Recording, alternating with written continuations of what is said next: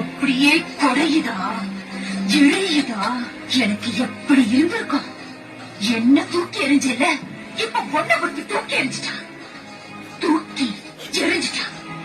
என்னடா இத்தனை வருஷம் வராதவ இப்ப திடீர்னு வந்து நிக்கிறாளேன்னு பாக்குறீங்களா?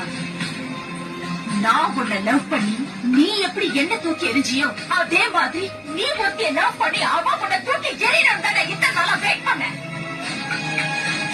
நான் தான் உன் காதல பிரிக்கணும்னு நினைச்சேன். ஆனா அவளே உன்னை சின்ன பையன் சொல்லி வேணாண்டா. ஆக்சுவலி அவளுக்கு தான் நான் தேங்க்ஸ் சொல்லணும். ரேடியோல உன்ன மாதிரி பேசுனது, ஆக்சிடென்ட் சொல்லி உன்னை அலைய வச்சது எல்லாம் எல்லாம் எல்லாம் எல்லாம் எல்லாம் நான் தான்.